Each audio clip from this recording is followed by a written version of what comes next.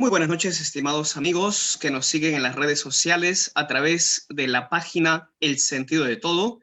El día de hoy tenemos una nueva transmisión en vivo para tener el agrado de poder conversar con el filósofo peruano Gustavo Flores Quelopana. Él es un renombrado filósofo de nuestra patria que ha escrito infinidad de textos, para lo cual el día de hoy vamos a conversar sobre un texto en específico que se denomina Corpus Filosófico Andino. Esta obra es la obra cumbre de su escritura debido a que trata de reunir mucho de su pensamiento anterior y en base a todo lo que escribe ahí vamos a conversar el día de hoy y por tal motivo nos es muy agradable tener a Gustavo Flores Quelopana junto con nosotros el día de hoy. Bienvenido, doctor Gustavo. Muchas gracias. Estoy a la disposición de ustedes. Muchas gracias, doctor. Muy agradable tenerlo siempre en la página del Sentido de Todo. Además del doctor Gustavo, vamos a tener el día de hoy a grandes comentaristas, como por ejemplo Luis Enrique Albizuri. Luis Enrique, buenas noches. Buenas noches con todos. Me es grato tener a este personaje, dado que Luis Enrique es un lector muy fecundo de las obras del doctor Gustavo y por ello va a ser muy grato poder conversar sobre esta obra. Y también nos acompaña el día de hoy Ricardo Licla. Buenas noches, Ricardo. Buenas noches, Nino. Buenas noches con todos. Gustavo, Enrique. Listo. Bien, no quisiera alargarme mucho con respecto a las presentaciones, porque quisiera más profundizar en este tipo de pensamiento y para poder dar inicio vamos a ceder la palabra a Luis Enrique Albizuri, quien va a hacer la exposición muy breve de acuerdo a la obra que hemos citado. Adelante, Luis Enrique, te cedo la palabra. Muchas gracias, Nino. Buenas noches con todos. Es un placer estar en este conversatorio acerca de la obra de un gran filósofo peruano, Gustavo Flores Quelopana, a quien conozco ya desde hace muchos años y efectivamente he leído, no toda, pero sí bastante de su obra filosófica. Para centrarnos un poco en el tema, y dado que soy el primero en hacer el comentario, me veo en la obligación de hacer un pequeño marco conceptual sobre lo que se trata esta noche. El marco conceptual sería que estamos en una época en la que prevalece lo que se llamaría la cultura occidental en este instante, en esta era de la historia de la humanidad. Por lo tanto, existe una hegemonía, no solamente material, física y económica, sino también cultural. Y en ese sentido, todos hemos sido de alguna forma instruidos dentro de ese contexto occidental y poseemos entonces no solamente las herramientas intelectuales, sino también el corpus sentimental y también la cosmovisión, que es lo más importante. De alguna u otra forma, los que somos intelectuales estamos inmersos dentro de esa cosmovisión occidental. ¿Por qué es importante decir esto?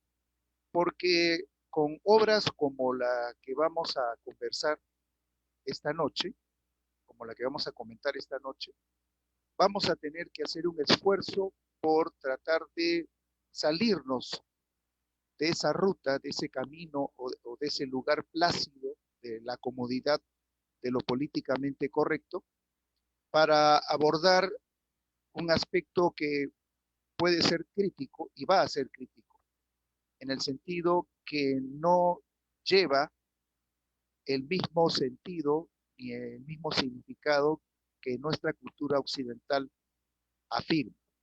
En cuanto a lo filosófico, en el sentido que la filosofía es un producto eminentemente griego.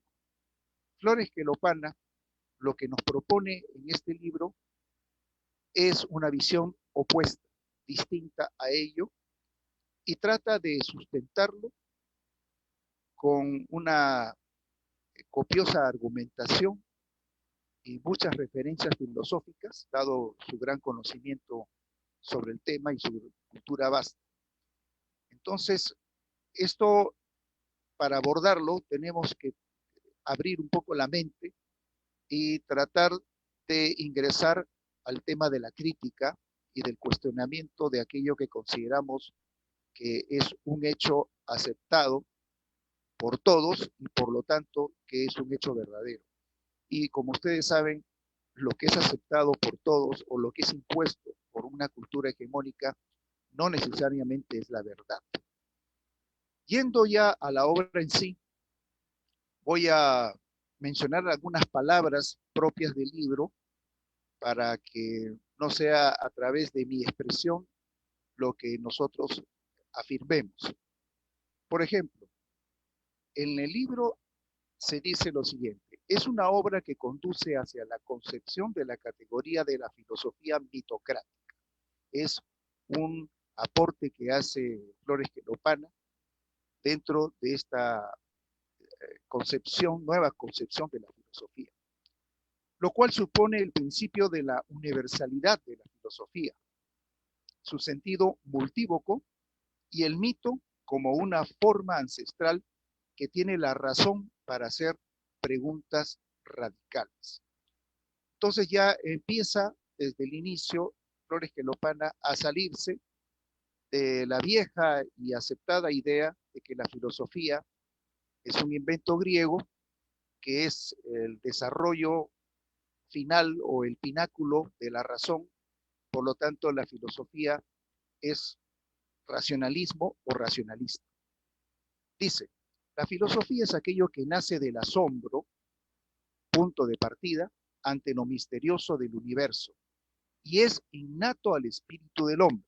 Aquí ya estamos otra vez entrando a un terreno cuestionable o crítico, en el sentido que la Academia de la Filosofía no acepta el concepto de filosofía perenne, o sea, no es algo privativo o consustancial a toda la especie humana, sino que es un producto desarrollado exclusivamente por la cultura griega, y esto finalmente debido a que allí se desarrolló la escritura y que la escritura es el vehículo o la forma más adecuada y correcta de cómo la filosofía se puede desempeñar. Pasamos entonces a mencionar que Flores Quelopana niega esto y se suma a algunas corrientes universales que sostienen que no es solamente lo gráfico lo que puede preservar el diálogo o el cuestionamiento o el asombro o la crítica que el ser humano hace sobre la realidad, sino que esto puede ser realizado también mentalmente, sin necesidad de escribirse, u oralmente, hablándose así como ahora estamos hablando, y al hablar hacemos filosofía. No nos sentimos atados exclusivamente a lo que diga un texto para que los seres humanos podamos hacer una evaluación sobre cuál es nuestra realidad. Seguidamente, porque hay muchas cosas que hablar sobre cómo ve la filosofía Flores Quelopana, él afirma que el ejercicio filosófico mitocrático viene a ser como una parte previa, yo lo llamo previa, no es palabra de él, pero viene a ser como una etapa previa a la conceptual. La conceptual sería la que desarrollaron efectivamente los griegos, los clásicos griegos, pero que también se puede filosofar con el mito. Y el mito no es solamente una forma de entender la existencia que se limita a lo racional. O sea, si hablamos de filosofía académica, clásica, tradicional, occidental, tenemos que hablar prácticamente solo de racionalidad.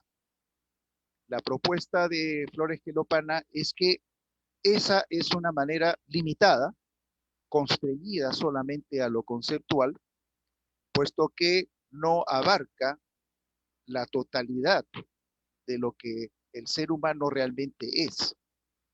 Y que así, esto es una interpretación mía, así como el ser humano piensa, habla, razona, el ser humano también siente. Y el ser humano concibe lo inmaterial, concibe lo divino. Es de notar que para el filósofo el aspecto divino en la filosofía es fundamental. Y esto porque a lo largo de sus obras, él es un creyente, él es católico y es un seguidor de la tradición patrística en el cual la filosofía se ha encarnado también. Entonces, para él, el filosofar no tiene por qué ser un acto de negación de lo divino ni de lo espiritual. Y las pruebas que él da, son muchas, se sitúan tanto en contextos históricos antiguos de todas las culturas, como también del propio Occidente durante los 1000 años o poco más de la Edad Media. Con esto, lo que él está tratando de decirnos, no solamente a nosotros, sino a todos los lectores y a la humanidad en pleno, obviamente, que el tipo de filosofía que actualmente en el siglo XXI, 2020, estamos empleando es una filosofía producto de un proceso histórico.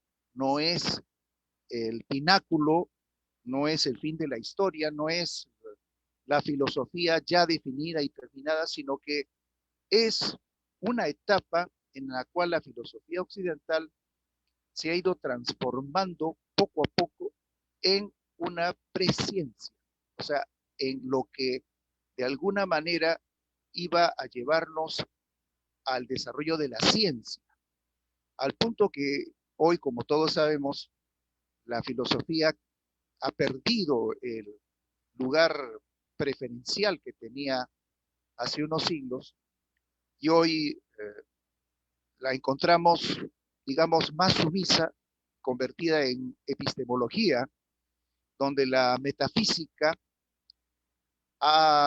se ha convertido ya en casi un sinónimo de irracionalidad o de irrealidad.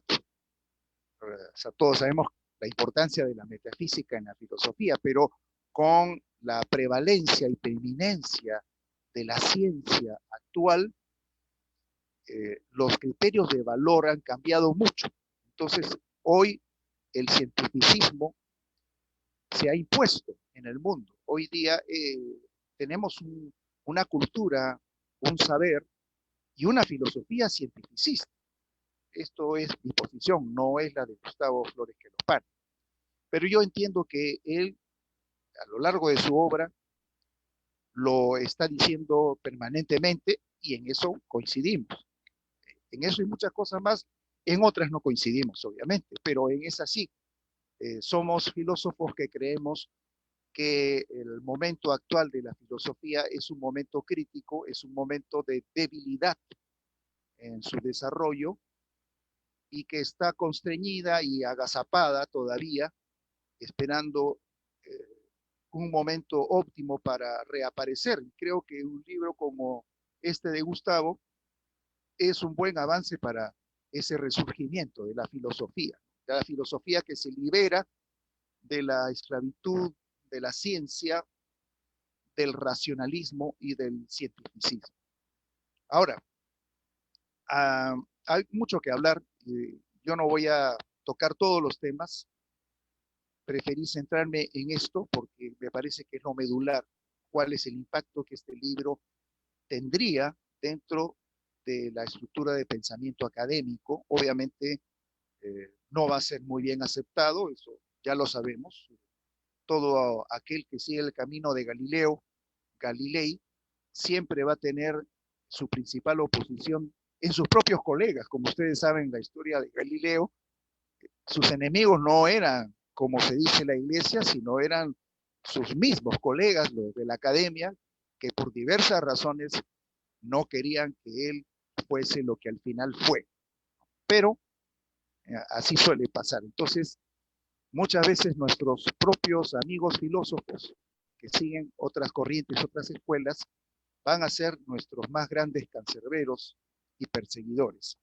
Ahora bien, he hecho esta introducción y ¿qué tendría yo que, para no ser solamente un replicador de lo que Gustavo dice, ¿no?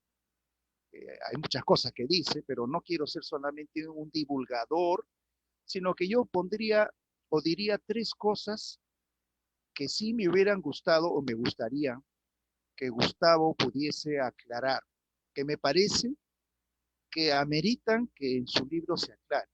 La primera cosa es, ¿qué es lo que él entiende por el mito? No es algo tan sencillo de definir, me parece. Si bien es cierto que él cita a varios mitólogos de los más renombrados, de los analistas de mitología, sin embargo, él mismo en su obra no plasma cuál es exactamente la visión que él tiene del mito. Porque citar a Malinowski o a Popper o a muchos otros que tratan del tema, no, no quiere decir que el autor esté asumiendo eso. O sea, yo lo puedo citar, pero para rebatirlo. Sin embargo, no estoy diciendo, bueno, para mí el mito es exactamente eso. El tema del mito es controversial, porque puede ser entendido de varias maneras según cómo uno lo analice. Y esto es importante. ¿Por qué es importante? Porque Gustavo está proponiendo una filosofía mitocrática versus una filosofía logocrática de logos de Occidente. Entonces, es importante que él aclare bien cuál es exactamente esa visión que él tiene del mito. Tiene que construirla. No basta solamente las referencias o las menciones que hace, me parece a mí, es una opinión personal, porque me deja con ganas de saber, bueno, ¿y tú qué piensas sobre el mito? ¿No? O sea, usas la palabra mitocrática, pero me gustaría saber cuál es tu visión particular del mito. Esa es una primera intriga que me gustaría saber y que creo que es importante. Otra cosa que también me intriga y que es lo que he estado mencionando desde un comienzo, por ser sumamente compleja, es la definición de filosofía. Yo pienso que sí valdría la pena que Gustavo haga una mayor extensión, no solamente haga referencias y cite a otros autores, por ejemplo, filosofía perennis. Él cita la filosofía perennis y la da como que efectivamente fuera verdad. Está bien, yo creo también en la filosofía perennis, pero yo también tengo mi propia concepción de filosofía en un libro que todavía no he publicado y no sé si publicaré algún día. Pero yo sí creo que Gustavo debería hacer no sé si un capítulo, pero sí por lo menos un desarrollo de cómo él entiende su filosofía o cómo entiende él la filosofía fuera de los márgenes de lo que ya se ha dicho y se sigue diciendo acerca de ello. ¿Y esto por qué? Porque él está rompiendo justamente con los cánones académicos que él mismo menciona, ¿no? Los 4 autores peruanos más importantes los menciona en su libro, y los 4, como Zenón de Paz o Soldevilla o Rivara, pero los 4, y Guamán, Mejía Guamán, perdón, pero los 4 niegan la posibilidad de una filosofía en el Perú. Entonces, cabría la pena, Gustavo, que tú hagas una aclaración y especifiques, no solamente no menciones, especifiques a qué te refieres de qué es la filosofía cuando expresas sobre ella.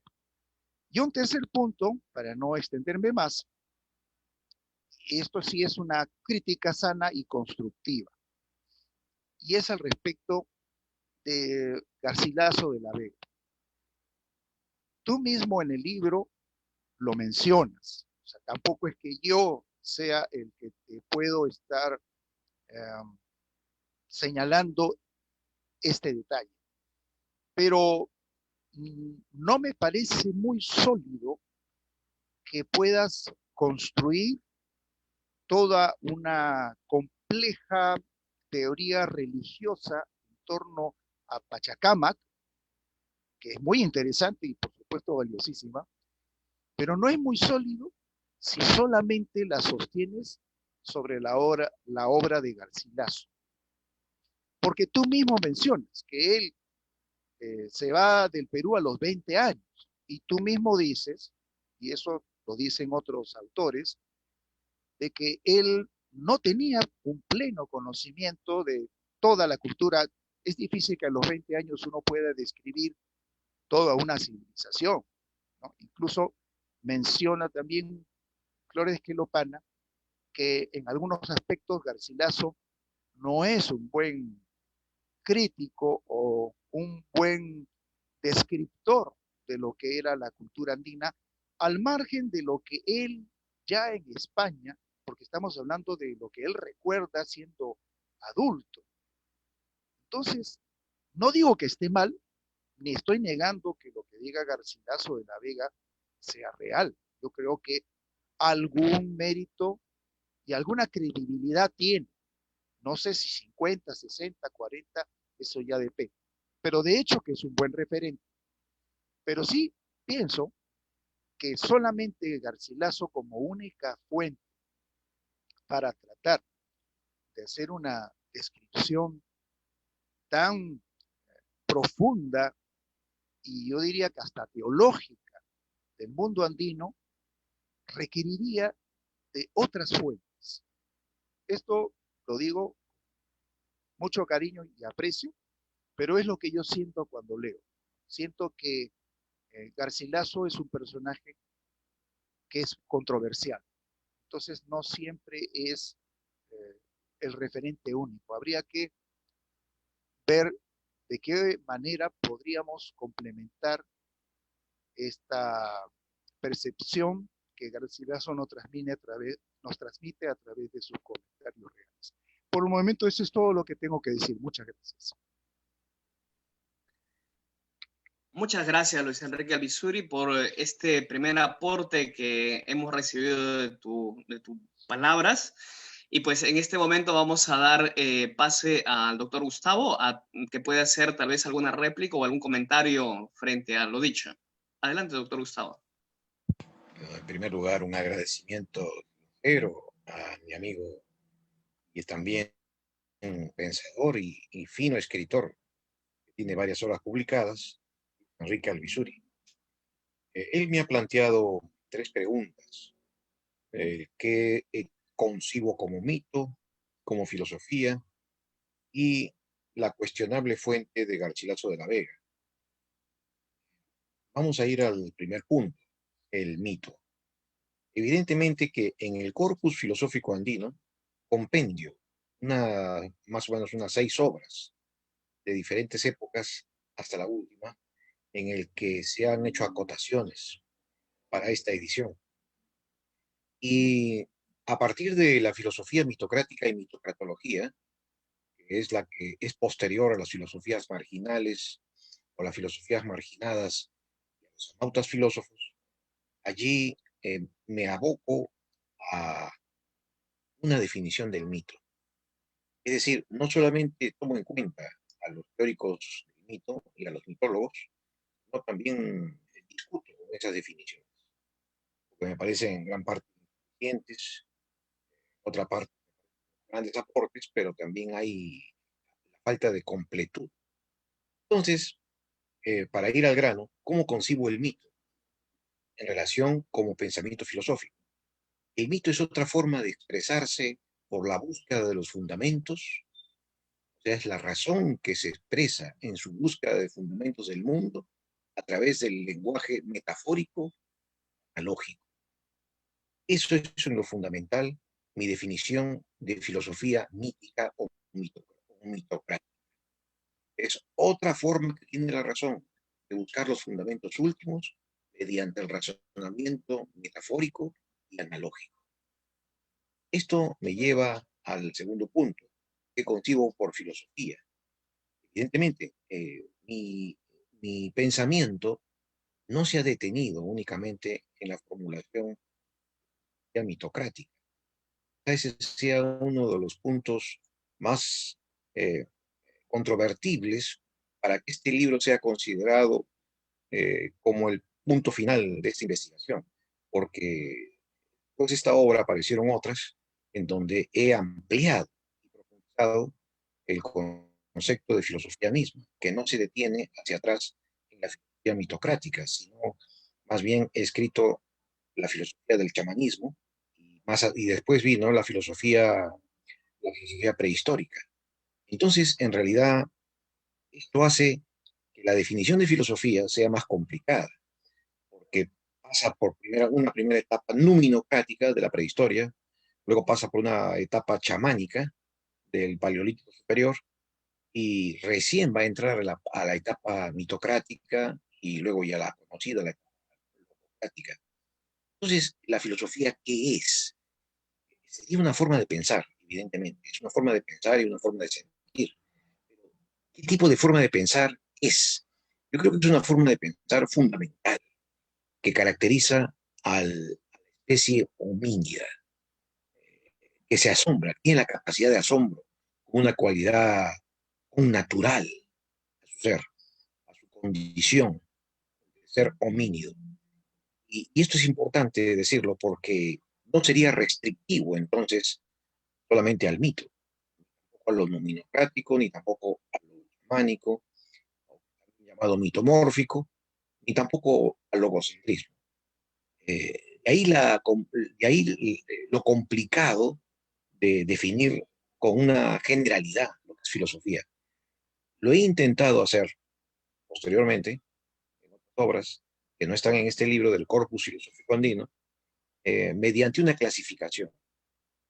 He llamado teoría restringida de la filosofía, a la que sostiene que el origen de la filosofía es Grecia y su concepto lógico. Es teoría restringida. Luego, teoría ampliada, la que va hasta el paleolítico, hasta el neolítico, para concebir que hay filosofía mitocrática. En el mito también hay una expresión filosófica. Y la teoría general de la filosofía, que se extiende mucho más atrás, que se extiende hasta la prehistoria. Abarca obviamente también el paleolítico. Entonces, en este esquema, ¿qué sería la filosofía? Ya una forma de pensar que nace del asombro y que trata de dar, bajo diversos modos de la razón, dar cuenta de los fundamentos del mundo.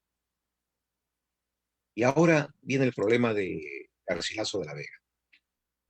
Lo que dice Luis Enrique es cierto, es justo, pero siempre y cuando nos restringamos a los nautas filósofos. Ahí todo el énfasis está puesto en el Inca Garcilaso. Y entonces su observación es totalmente exacta. Sin embargo, en los libros posteriores que están incluidos en este trabajo del corpus, trato también de tomar en cuenta otras fuentes, por ejemplo, el de Murúa, que es muy importante, esta fuente de Murúa. Y, y entre otras diversas fuentes también se llega a la conclusión, evidentemente, que Garcilaso no fue un inventor, que Garcilaso no estuvo desconectado por su estadía española de todo lo que era la comunidad perulera. Por lo tanto, es cierto lo que se cuenta de que muchos caciques, gente de la realeza inca, le escribía continuamente para pedir favores e intercesiones, que él interceda ante la corona para determinadas causas y prebendas Y él aprovechaba también en este intercambio epistolar para ponerse al día. Entonces, es cierto que Garcilaso tiene una figura y un desempeño preeminente en mi investigación. Me ayudó mucho leer sus comentarios reales con una óptica filosófica. Y además él invita a ello, porque tiene más de 108, pasa los 110 menciones de amautas filósofos con esta fórmula. Entonces, esto invita a una investigación. Y, y él en sus comentarios dedica la parte cultural, parte de la invención. Es muy duro juzgando a los propios incas por causas que él se concibe como cristiano. Sin embargo, nunca rompe con la fórmula de filósofos amautas. Entonces, yo sí creo en la pluma fidedigna de Garcilaso, sin desmerecer la de Huamampoma, Juan Santa Cruz Pachacuti y otras fuentes más, ni tampoco de otros cronistas españoles. Pero reivindico la veracidad de este pensador peruanista que inicia la etapa criolla del pensamiento peruano. Gracias, Luis Enrique.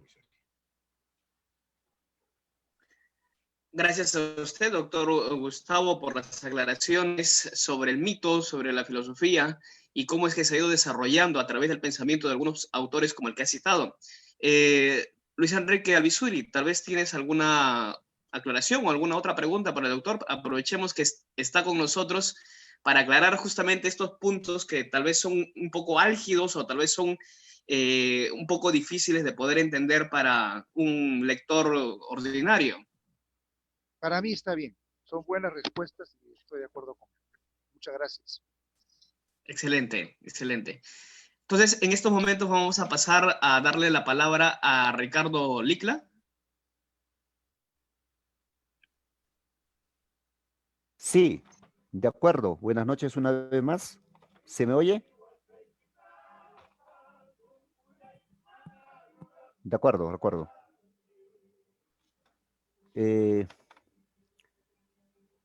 Bueno, primero quisiera no salirme del cauce que ha generado Luis Enrique con una intervención interesante y algunas preguntas y cuestionamientos. Sin embargo, me gustaría abrir otro cauce para, digamos, un poquito seguir animando esta interesante velada, ¿no? El texto de Gustavo Flores, Corpus Filosófico Andino, en realidad constituye una síntesis de la investigación de Gustavo a lo largo de muchos años en realidad, ¿no? Porque se puede notar varios pasajes de otros textos anteriores, ¿verdad? Algunos temas, digamos, que se amplía, que se precisan, ¿verdad? Entonces, digamos, constituye, como el mismo título ya indica, un corpus, ¿verdad? Eso por un lado. Por otro lado, el texto nos ayuda a hacer un contraste ubicándonos en nuestro contexto, en nuestra tradición peruana, nos permite delimitar, ¿no? El cauce que generó Augusto Salazar Bondy y por otro lado, como un contraste, genera Gustavo Flores. ¿A qué me refiero?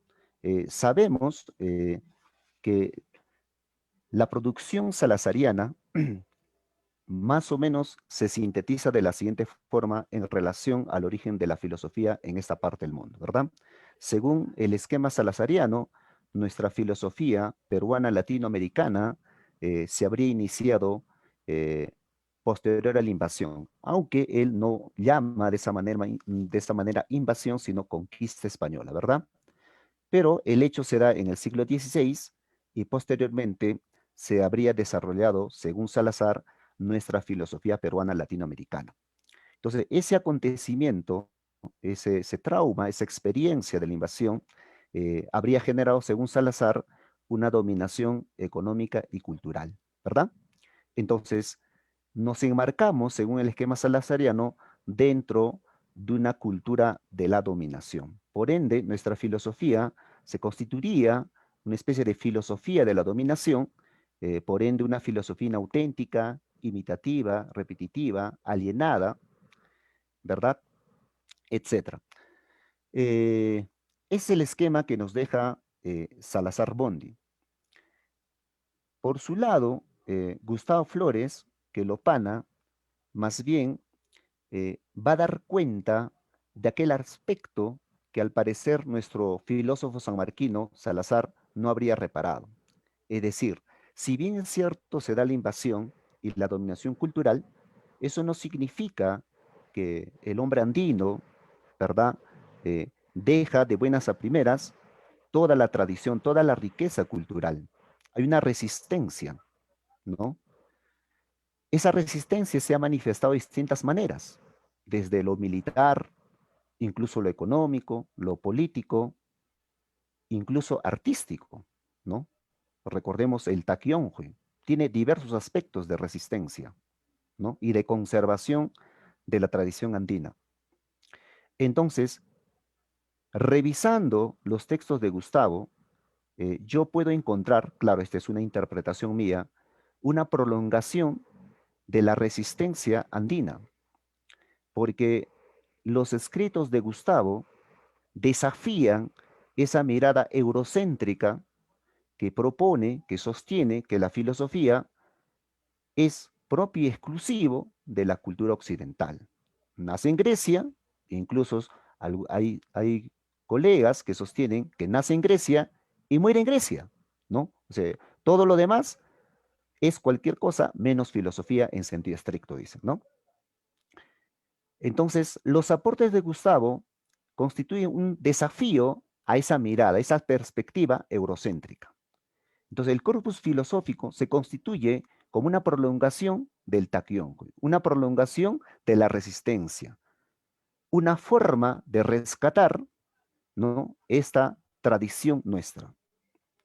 Por eso hay un pasaje que para no, digamos, prolongarme demasiado, hay una parte en el texto Corpus Filosófico en el que Gustavo precisamente hace referencia, ¿no?, de cómo esta resistencia se ha dado a lo largo de estos años a través, por ejemplo, del quechua, ¿no? Gustavo se atreve a sostener que el quechua podría constituir una forma, un lenguaje filosófico, ¿no? Claro, hace sus observaciones, es cierto, sobre este idioma, pero rescata que el quechua puede ser un medio tan importante como cualquier otro idioma, el alemán, el francés o el inglés, a partir del cual se podría desarrollar o se desarrolla la filosofía en realidad. Por eso, si uno se detiene en la interpretación del quechua, bueno, denominado comúnmente como quechua, pero llamado en sentido estricto runasimi, ¿verdad? No runasimi, sino runasimi. Si hacemos un análisis, por ejemplo, este término, ¿verdad? Runa sabemos que significa gente, humano. Simi literalmente significa boca, ¿no? Lenguaje, idioma. Entonces, una traducción, digamos, del runasimi sería lenguaje humano. Lenguaje propio de los humanos, ¿no? Ese elemento que, digamos, rescata Gustavo es una crítica inmanente, ¿no?, a toda una tradición de marginación, de dominación de nuestra tradición. ¿A qué me refiero? Cuando se da la invasión española, recordemos que fue una experiencia traumática, como dije hace un momento, pero esa marginación llegó a extremos de negar la condición humana del indio. Recordemos el famoso debate entre Ginés de Sepúlveda y Bartolomé de las Casas. Ginés de Sepúlveda, este teólogo, osaba sostener de que los humanos de esta parte, claro, para él humanos entre comillas, precisamente solamente tenían el aspecto humano, mas no eran humanos. Y que por eso la guerra era justa contra estos naturales,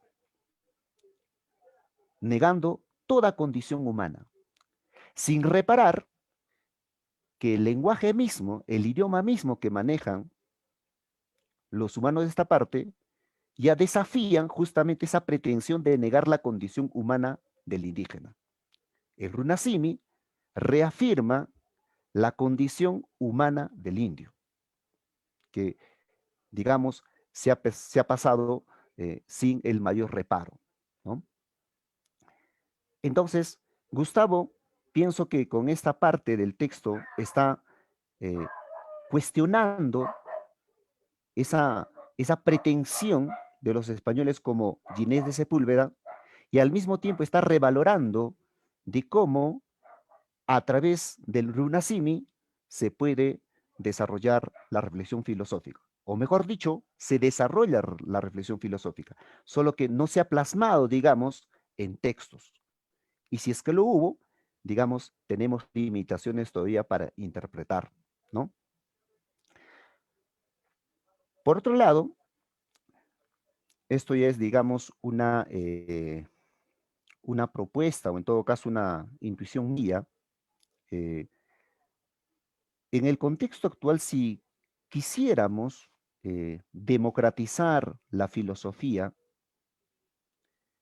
una forma de democratizar la filosofía no solamente sería llevando la reflexión filosófica, la actividad filosófica a la enseñanza, ¿no?, escolar, rescatando el curso de filosofía en los colegios, sino que otra forma de democratizar la filosofía es aterrizar la filosofía, ¿no?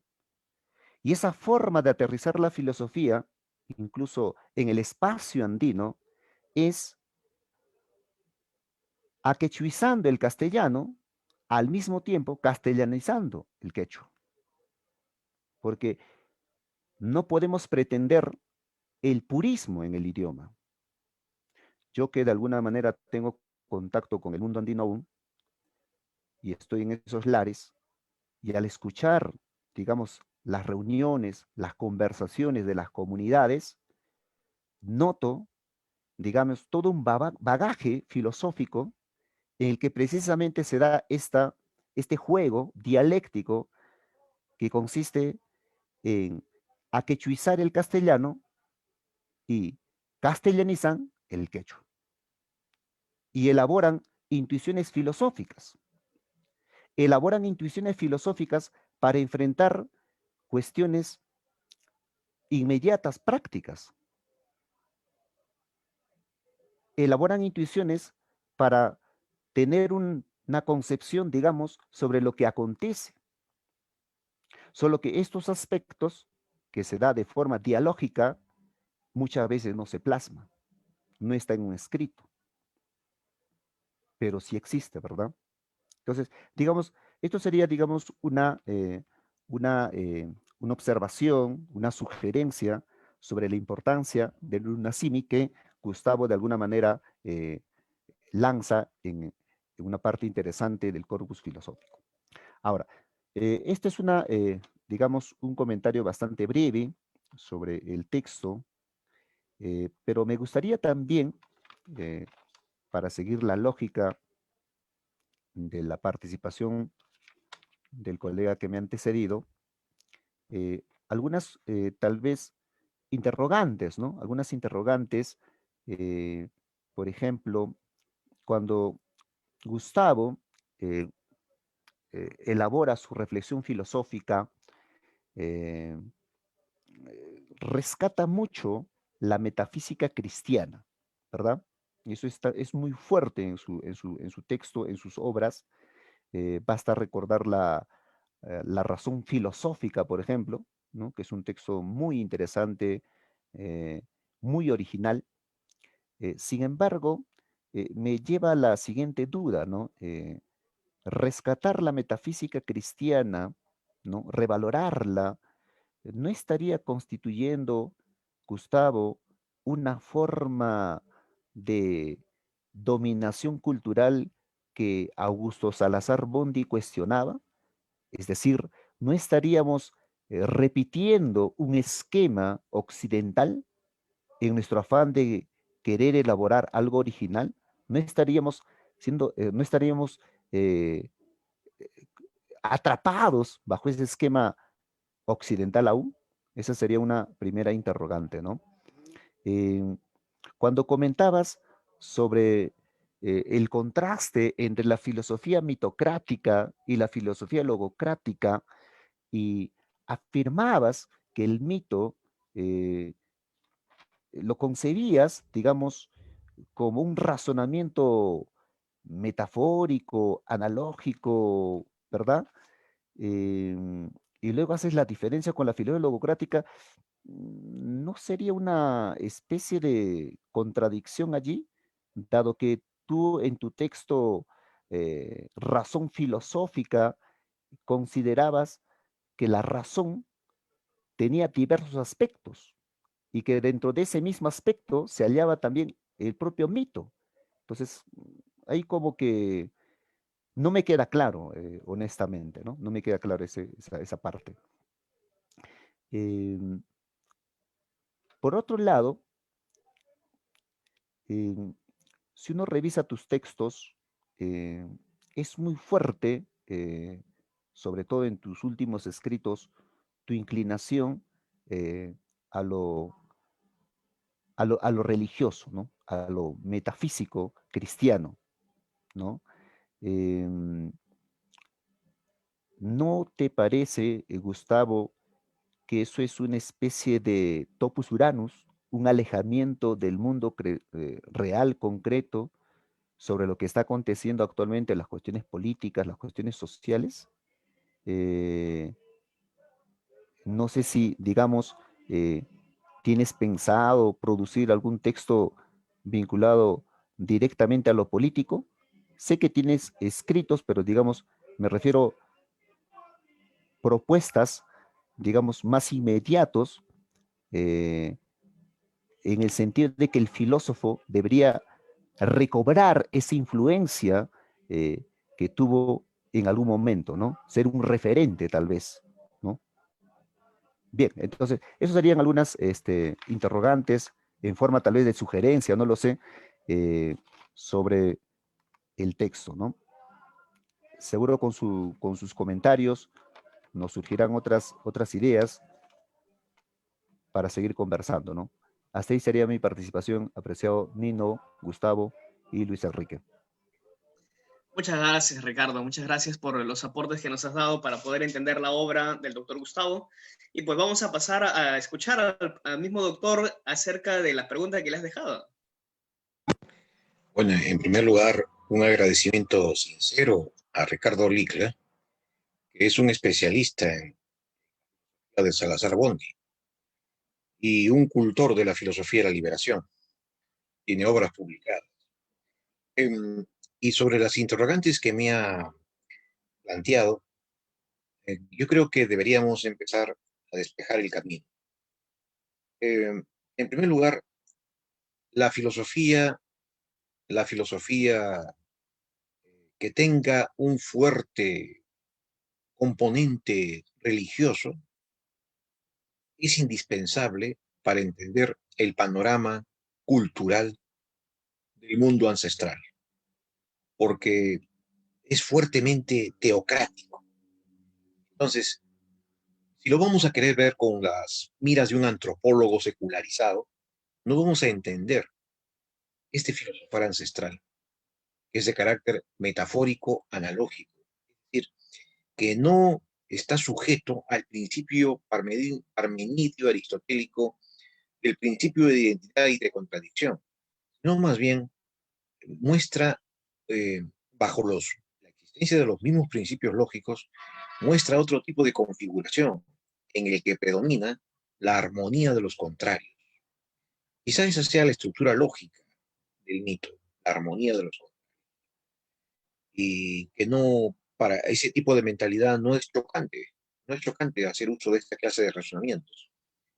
Pero esta clase de razonamientos está insuflado de un fuerte sentimiento religioso.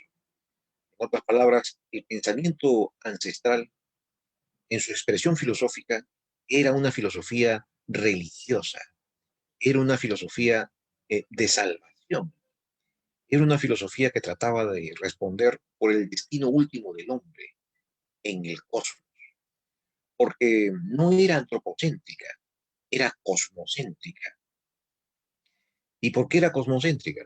porque era una cultura o eran culturas agrocéntricas, en donde el papel del cosmos, del clima, de la naturaleza, desempeñaba un papel fundamental. Por lo tanto, eran fuertemente cosmocéntricas. Y no es raro entonces constatar que el hombre antiguo, hasta la Edad Media, era un hombre no epistémico, era un hombre ontológico, que se consideraba a sí mismo un ente entre los demás entes. La antropología va a surgir en el mundo moderno, no en el mundo antiguo, no en el mundo medieval, sino en el mundo moderno. Es decir, justamente cuando el hombre pierde su casa cósmica, allí surge la antropología. Y eso va a suceder con la modernidad, sobre todo a partir del grito de guerra cartesiano, cogito ergo sum, pienso, luego existo. Esto era inconcebible para el mundo del hombre antiguo. El hombre del mundo antiguo se concebía dentro del cosmos, era parte del cosmos. Y los dioses eran parte también de ese cosmos. Ahora, hablando de este cosmos ancestral, ¿puede interferir mi convicción cristiana, filosófico-cristiana, con la concepción del mundo antiguo? Veamos si esto es así. Al contrario, yo creo que ha contribuido mucho a deslindar el tipo de metafísica que tenían en el mundo antiguo. En el mundo cristiano se caracteriza por el principio de creatum ex nihilo, la creación desde la nada, o sea, un Dios omnipotente, a partir del cual surge todo, la materia y el espíritu. Pero en el mundo antiguo hay fuertes indicios de que no era así. No era un esquema metafísico monista ni monoteísta. No era un esquema metafísico pluralista, dualista. De ahí que, por ejemplo, en los propios griegos nunca pudieron asimilar la materia al espíritu. Y queda como una cosa inasimilable, que a través de un demiurgo platónico tiene que echar, tiene que echar mano a las formas primarias, poder organizar la materia, pero no crea la materia. Entonces la materia es preexistente, como un principio cósmico paralelo al espíritu que implanta las formas de la materia. Este dualismo es muy característico de las culturas ancestrales. Quizá una de las excepciones sea la brahmánica, de la India, con Brahma, que insufla sentido y forma a todas las cosas. Pero, por lo menos en las culturas mesoamericanas, esto es una constante, el dualismo metafísico. Entonces, contrastar el, el monismo metafísico cristiano con el dualismo metafísico de las culturas mesoamericanas y sudamericanas es muy valioso porque permite encuadrar mejor y entender mejor el tipo de concepción que tenían en el mundo antiguo, de la antigua peruanidad. Y en tercer lugar, sobre el idioma. El idioma quechua es un idioma aglutinante, evidentemente es un idioma aglutinante. ¿Acaso el idioma alemán no es aglutinante? ¿Por qué no va a tener las mismas virtualidades idiomáticas para la filosofía? Ambos son idiomas muy ricos, como tú muy bien lo has señalado. Sirven idóneamente para el pensar filosófico. Ahora, yo no creo que la filosofía, y esto no lo has dicho tú, pero lo puntualizo ahora, la filosofía en el mundo precolombino haya sido únicamente cosmovisión. Esa visión cosmovisional que solamente cree que la filosofía existe en sentido lato, en los lunas o en los runas, es decir, en todas las personas, pero solamente en sentido lato. Yo creo que es totalmente insuficiente, es totalmente injustificado, porque de lo contrario, la casta sacerdotal y los amautas no tendrían sentido. Y estos han dado testimonio de su papel importante en la organización del mundo incásico y los sacerdotes en los mundos de las culturas preincaicas, siendo representantes, siendo nada menos que los mediadores entre el mundo de lo divino y el mundo de lo humano. esto significaba ya otra expresión del desarrollo de la filosofía.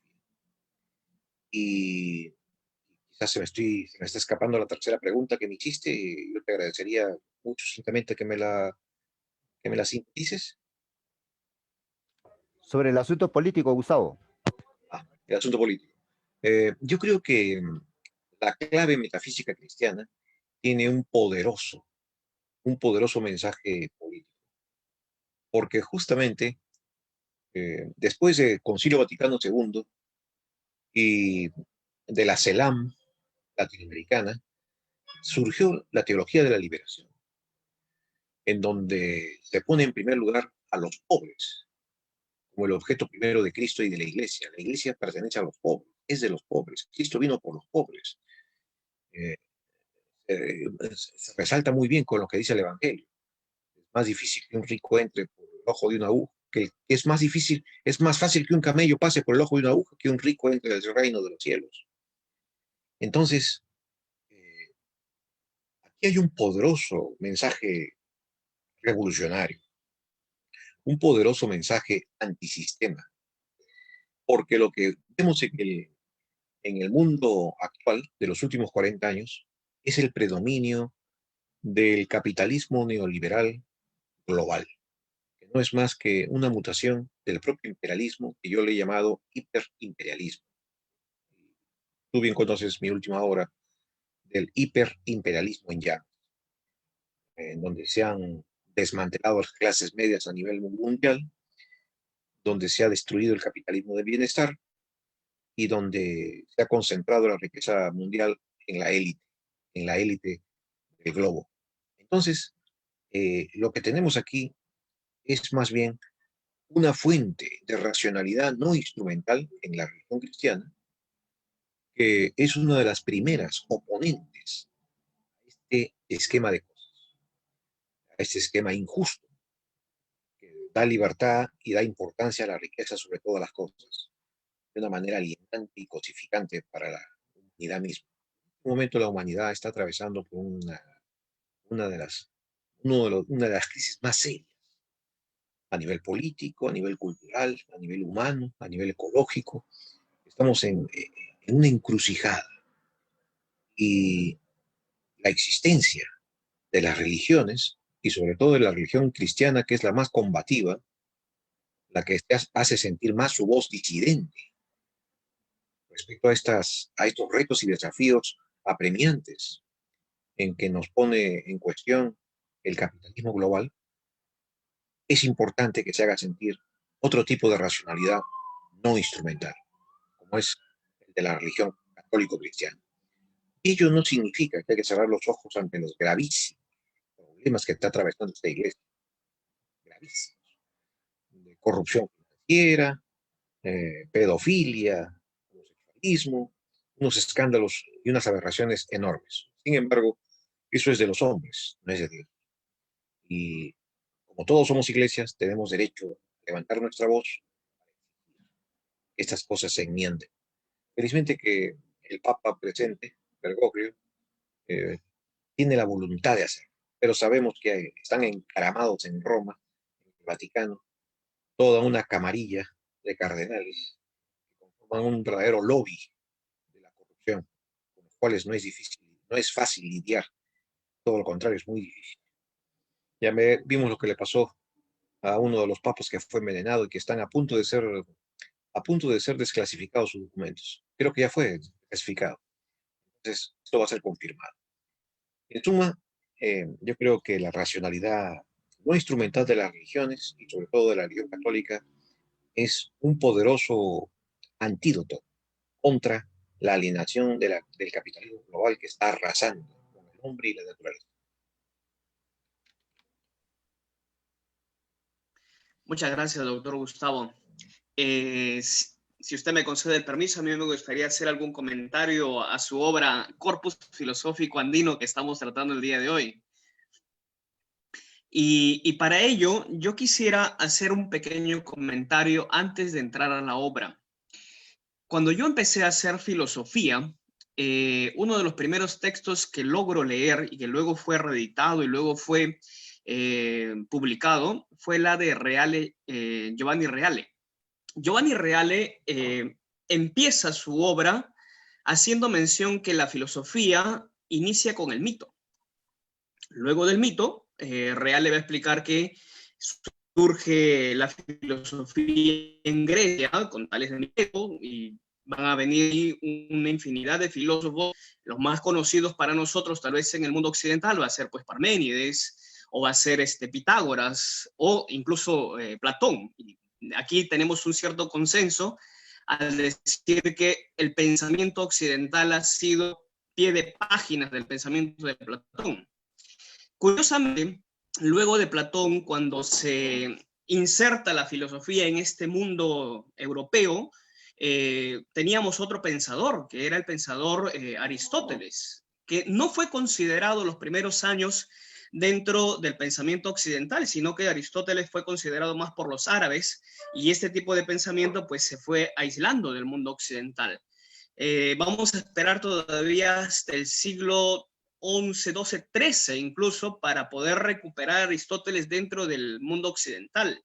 Entonces vamos a tener, digámoslo así, es mi pensamiento, no del doctor Gustavo, tal vez coincidimos en este punto, dos pilares en las cuales se va a sentar el pensamiento filosófico que va a ser Platón y Aristóteles. Cuando yo leo a Platón, evidentemente digo, sí, Platón ha tenido una agilidad y unas ideas bastante novedosas para decir que la filosofía es la reflexión acerca de lo que el hombre va viviendo. Y cuando uno revisa las obras de Platón, Platón siempre recurre al mito del carro alado, el mito del hombre en la caverna, siendo así que uno se pone a pensar y dice, Giovanni Reale ya citó al mito como inicio de la filosofía. Ahora Platón está nuevamente recordándonos que tenemos algún tipo de filosofía en el mito, pero cuando viene el pensamiento aristotélico al mundo occidental, creo ahí que tiene un cierto avasallaje el logos, de lo cual el doctor Gustavo ha mencionado que vamos a tener estas dos posturas, el mito y el logos. Ahora, luego de estos dos pensadores, ¿tendremos filosofía? Ricardo Licla decía que hay algunos autores que dicen que con ellos se terminó la filosofía y luego no tenemos más. Yo más bien soy de la otra idea, que efectivamente cuando se introduce el cristianismo dentro del mundo occidental, o no solamente dentro del mundo occidental, porque también vamos a tener datos históricos que se fueron hacia la parte de Asia, vamos a tener que la filosofía cristiana va a tratar de ahondar en puntos que la filosofía griega no había considerado. Como por ejemplo, vamos a considerar a Dios como el que ordena todo el tipo del pensamiento y hacia él vamos a ir. Quiere decir que tenemos un tipo de pensamiento que está ordenado de modo holístico, de modo integral, y el mayor exponente que vamos a tener ahí va a ser San Agustín o va a ser Santo Tomás de Aquino, siendo así que vamos ya a considerar este tipo de pensamiento omniabarcante. Y desde ese punto de vista yo pues valoro mucho el pensamiento del doctor Gustavo porque intenta recuperar este tipo de filosofía cristiana que es desvalorada o tal vez olvidada por algunos autores. Y luego del pensamiento cristiano viene lo que nosotros hemos llamado la modernidad, con este autor que ha citado el doctor Gustavo, Descartes, en la cual pues va a fundamentar un tipo de racionalismo como el cogito ergo sum, en el cual el hombre existe porque justamente es capaz de pensar. Entonces aquí creo yo que surge un tipo de declive en la filosofía, porque lo que antes considerábamos que era una mirada uniabarcante, una mirada holística, cuando llega a la modernidad tenemos que la filosofía se va centrando solamente en una antropología en la cual se ensalza al ser humano, se ensalza al hombre desde su capacidad racional, y esa capacidad racional ha hecho que se olvide todo lo demás. Entonces, desde ese punto de vista, creo yo que se va a olvidar el mito. Se va a olvidar cierto tipo de reflexiones, como por ejemplo la reflexión acerca de Dios, o acerca de los ángeles, o acerca de las realidades metafísicas, y entonces vamos haciendo una cierta mutación de la metafísica hasta llegar a ser una ontología, o simplemente a llegar a ser una fenomenología. Y con ello todavía se agrava cuando llega la contemporaneidad, en la cual pues van a surgir varios pensamientos de los cuales el doctor Gustavo pues y yo no estamos de acuerdo, como por ejemplo el relativismo. El relativismo no solamente filosófico, sino el relativismo en toda su expresión. El relativismo moral, el relativismo político o el relativismo religioso. Simplemente para hacer una pequeña anécdota. Por ejemplo, el relativismo me decía, alguna vez cuando conversé con un relativista, me decía que solo existe 9 mandamientos para el hombre y para la mujer, pues, perdón, solo existen 9 mandamientos para la mujer y para la mujer sí van a existir los 10. Aquí tenemos un tipo de relativismo. Yo decía, pero ¿por qué lo planteas así? Porque dice un mandamiento, no desearás la mujer de tu prójimo.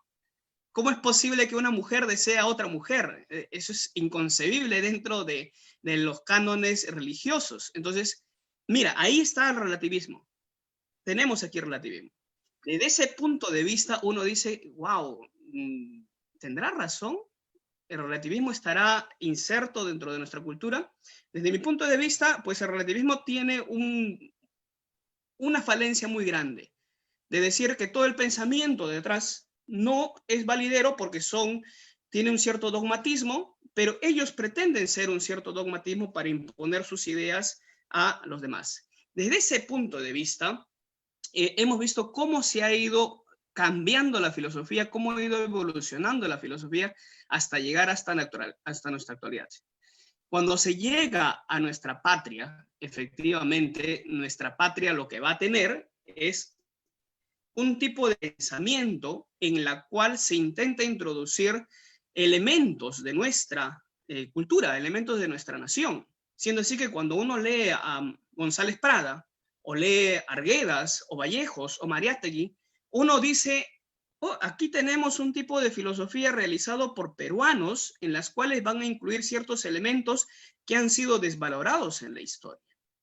El mismo Ricardo Licla, como se ha mencionado, ha leído a Salazar Bondi, en la cual pues vamos a decir que evidentemente tenemos filósofos aquí en Perú y por lo tanto tenemos algún tipo de filosofía.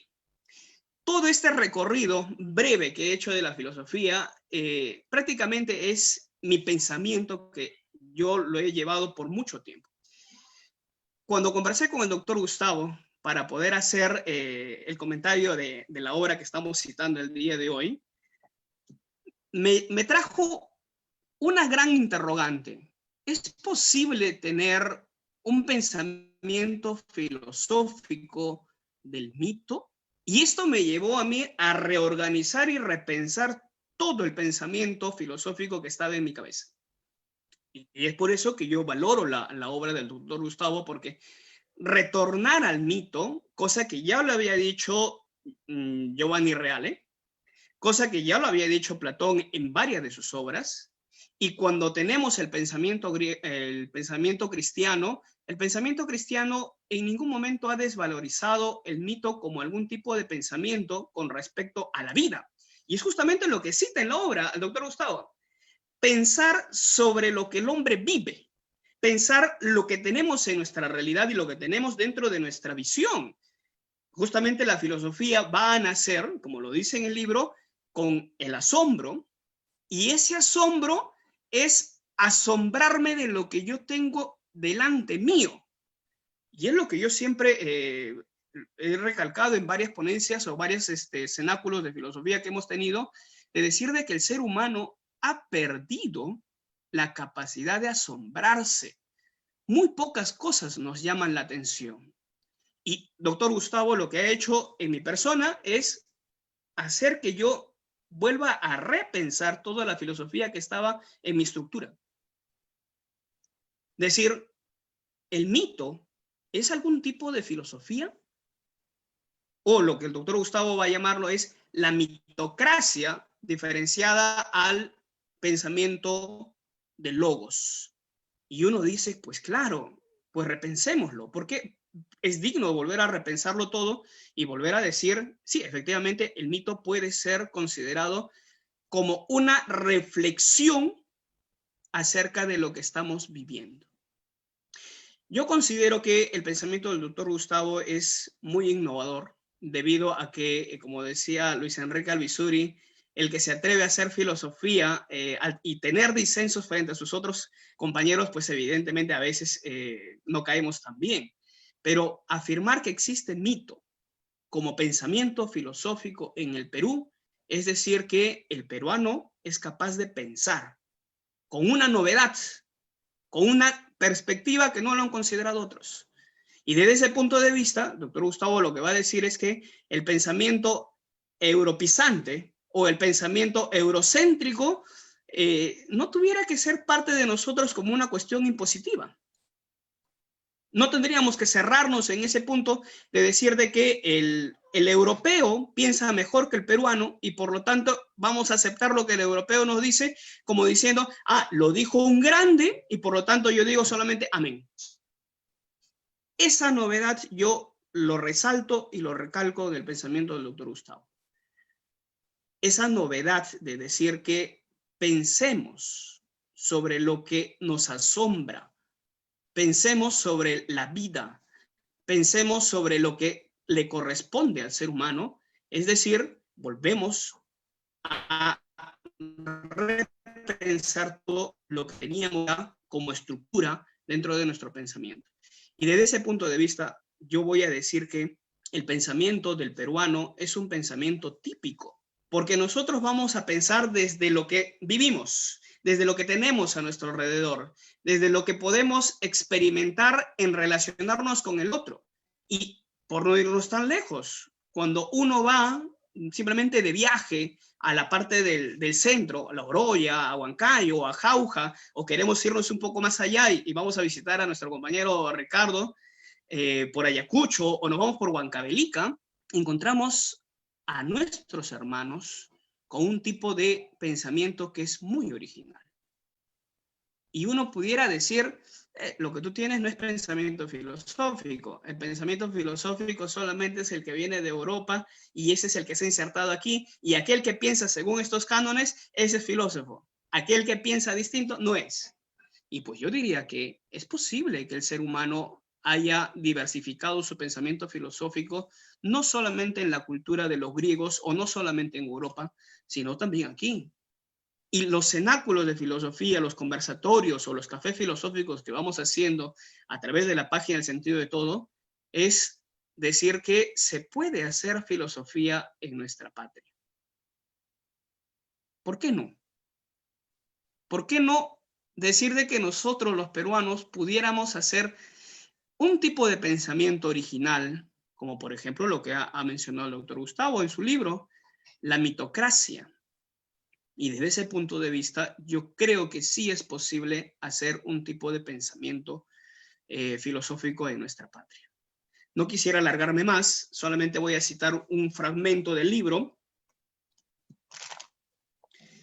en la cual dice el doctor Gustavo: la tesis central, en consecuencia, es que la filosofía también surgió en las culturas autóctonas, ancestrales, no occidentales, bajo la forma de mentalidad mitocrática. Esto significa, en mi opinión, no la mía, sino del doctor Gustavo, que la filosofía mitocrática es una orientación en el mundo que se lleva a cabo mediante el mito o el concepto. Es más, existe un logos filosófico que sincrónicamente surgió como discurso homogéneo en el mito de todas las sociedades ancestrales y que diacrónicamente presenta una variación de su eje lógico del mito a la razón a partir de Grecia. Desde este punto de vista, tal vez alguno estuviera entendiendo que el doctor Gustavo dice de que el pensamiento europeo es negativo o el pensamiento europeo no debe ser considerado, o que la filosofía que hizo Grecia no es cercana a la nuestra. Yo entiendo aquí que dice que la filosofía también surgió en nuestras culturas, Entonces, es afirmar que el peruano puede pensar desde nuestra realidad, desde nuestras concepciones, desde nuestras creencias, desde la manera de entender la vida. Y desde ese punto de vista, yo que he seguido al doctor Gustavo en varias de las conversaciones, él va a tratar de recuperar al hombre en su integridad. El hombre tiene un inicio y tiene un fin. Según Martin Heidegger, el fin del hombre es la muerte. Entonces pensemos todo con referente a la muerte. Y la muerte va a ser el fin del ser humano. Yo considero que no. Yo considero que el fin del ser humano es trascender, es inmortalizarse, es llegar a tener esa trascendencia en la cual mi pensamiento no se da solamente en este tiempo y en este espacio, sino que el pensamiento se da en todo tiempo y en todo espacio, porque nuestras ideas que tenemos son ideas prestadas, son ideas que vamos conceptualizándolo de acuerdo a nuestro tiempo y a nuestro contexto, pero que se profundizan para alargarse un poco más allá. A eso el doctor Gustavo lo ha llamado trascendencia. Cerrar al hombre la trascendencia es mutilar al ser humano en su integridad, en su naturaleza. Y yo valoro, por ejemplo, ese tipo de pensamiento. Entonces ya tendríamos dos puntos importantes. El mito, como un tipo de reflexión válida, filosófica, un tipo de reflexión que le da sentido a la vida, y tenemos que la vida no solamente es inmanente o una vida espacio-temporal, sino que la vida tiene una trascendencia mucho más amplia, una vida mucho más amplia. Y como tercer punto que puedo revalorar en la obra es decir, ¿por qué un tipo de pensamiento europeizante puede decirnos a nosotros cómo pensar?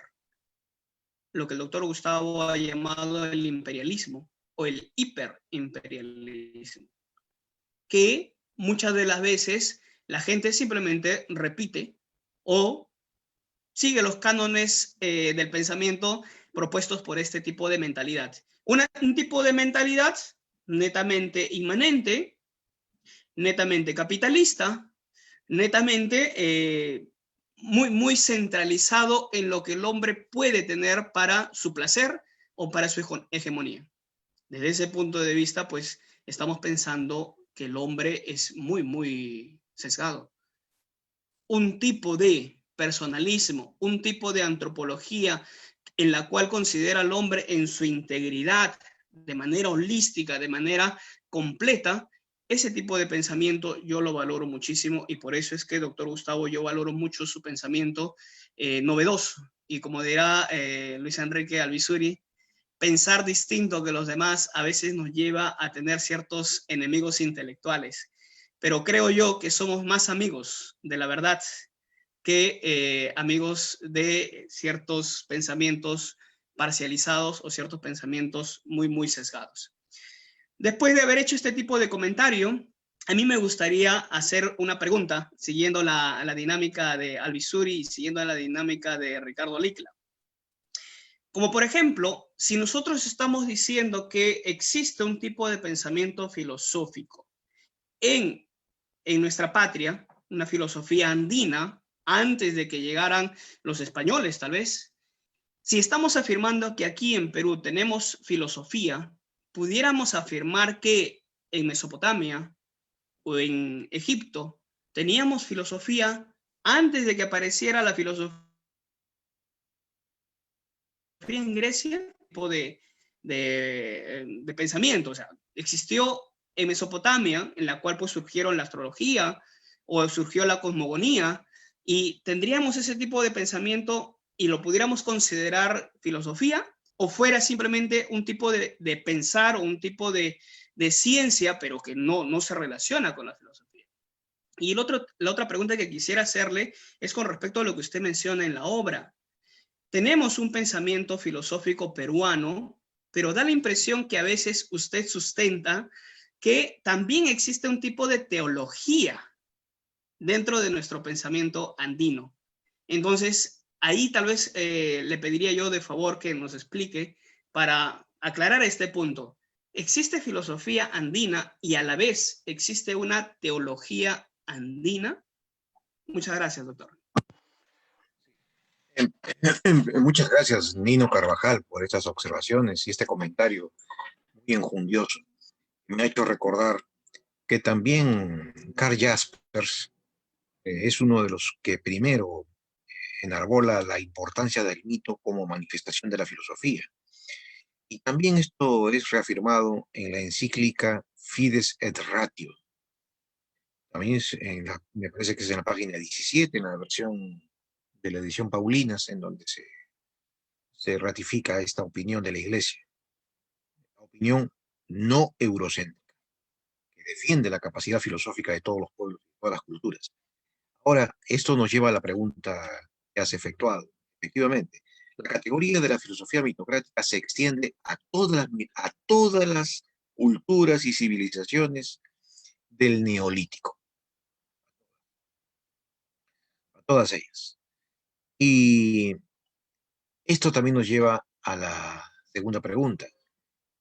Evidentemente que teología, o sea, el estudio de las cosas divinas, también lo hubo.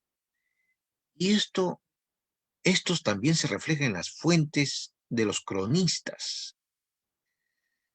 Eh, eh, y no estoy pensando solamente en el Inca Garcilaso. Eh, hay un libro, Antigüedades y Costumbres del Perú, de un cronista chachapoyano. Este cronista relata con mucho detalle quiénes eran los que hacían las ceremonias de culto, pero también decía otros que se ocupan de las cosas divinas. Entonces, no es forzado pensar que efectivamente se cultivaba un tipo de teología. Ahora, esta teología andina, que tenía obviamente otro carácter y otra estructura frente a la teología cristiana, totalmente distinta, ¿era filosofía? Sí, sí lo era. Así como lo es, por ejemplo, la filosofía del brahmanismo, que también está unido filosofía con teología y religión al mismo tiempo. La manifestación de la división de los saberes todavía no está presente en el mundo del neolítico. Es algo muy posterior. Y otra cosa interesante que también mencionaste, por ejemplo, los filósofos presocráticos. ¿Qué nos llama tanto y tan poderosamente la atención? Hay algunos que hablan de la mentalidad participativa, por no mencionar la mentalidad mítica, pero en ellos está poderosamente presente la mentalidad mítica. En Empédocles, en Pitágoras, Tales de Mileto, Anaxágoras, Anaximandro, un potente patos de la mentalidad mitocrática. Y en plena pugna, sobre todo esta pugna se quiebra con Parménides. Allí sí hay un fortísimo giro con Genófanes y Parménides hacia la mentalidad logocrática, con el triunfo del principio de identidad y no contradicción, que luego va a ser perfeccionado por Aristóteles. Pero evidentemente, como lo mencionaste, Platón, por ejemplo, es un gran mitólogo, y él es creador de mitos, y razona, filosofa paralelamente con los mitos. Esto nos lleva a un problema que también fue mencionado por Heidegger, el problema de la imagen y el concepto. La imagen es anterior al concepto, y el filósofo tiene que ver, antes que con conceptos, tiene que ver con imágenes, imágenes del mundo, imágenes del ser, imágenes del ente. Entonces hay una visión previa, casi prereflexiva, con el que el hombre tiene que habérselas para poder asombrarse y para poder filosofar. Es una división que está antes del cogito, antes del pensar. Tiene que ver con una cuestión existencial. El hombre piensa no porque es capaz de razonar, el hombre razona porque en primer lugar existe. La cuestión existencial lo obliga a pensar, aunque es una existencia muy singular la del hombre. Entonces, yo en realidad estoy muy agradecido a Luis Enrique Almituri, a Ricardo Licla, a ti, Nino Carvajal, por tomarse el trabajo de hacer estas observaciones y estos comentarios tan interesantes y enjundiosos, que en gran medida ayudan a entender una obra que por su novedad no ha sido bien recibida en el mundo académico, ni tampoco tengo esperanza de que lo sea. Más bien, curiosamente, a mí me invitaron en el extranjero, me invitaron a Colombia y también me invitaron a México a disertar sobre estas cosas. En Colombia en 2 universidades y en México a maestristas de filosofía. Y se cumple lo que dice el Evangelio, ¿no? Nadie es profeta en su propia tierra. Pero esa es una cosa secundaria. Lo importante es de que ustedes están dando testimonio de que las ideas valen por sí mismas, no por las personas que lo hacen, sino por sí mismas. Deben abrir camino por sí mismas. Por lo tanto, estoy muy agradecido a ustedes por este esfuerzo que han hecho esta noche y por su verdadera vocación en la búsqueda. A usted, doctor Gustavo, por darse el tiempo de conversar con nosotros y poder explicar este tipo de pensamiento novedoso para el Perú. Luis Enrique Alvisuri o tal vez Ricardo Leicla desean hacer alguna aclaración para poder conversar sobre estos puntos que tal vez son necesarios para poder entender por completo la obra. Yo, por ejemplo, agradezco muchísimo al doctor Gustavo que se dé este tiempo y tenerlo frente a frente, dado que la virtualidad nos ha facilitado estar aquí en por medio de esta transmisión en vivo. Entonces, tal vez pudiéramos conversar sobre algunos puntos que quisiéramos profundizar. Bueno, me permiten a mí, Adelante, adelante. solamente yo, bueno, ya dije lo que tenía que decir, pero de repente le pediría a Gustavo que si pudiera brevemente aclarar o explayarse más sobre 3 cosas que me han llamado o que me siguen llamando la atención, y es al respecto de que en esta obra menciona 3 cosas, 3 elementos interesantes, ¿no? Una es cuando dice que la filosofía dio una idea de lo divino como la armonía de los contrarios, que no colisiona ni con el profeta ni con el poeta. La segunda sería cuando dice que en el Perú antiguo no solo existió filosofía mítica, sino que se avanzó hacia la filosofía intelectual. Esto un poco que me descuadra en cuanto al contexto general de la propuesta, porque entonces no es solamente filosofía mítica, sino que estamos hablando de una filosofía que ya no es mítica, que es la intelectual. Entonces me gustaría si pudiera aclarar este punto. Y lo tercero, cuando dice que todas las altas culturas han tenido filosofía en un sentido propio y que unas han sido mitocráticas y otras logocráticas, pero que su diferencia radica en la singularidad de su anhelo metafísico. Este concepto sí me llama mucho la atención.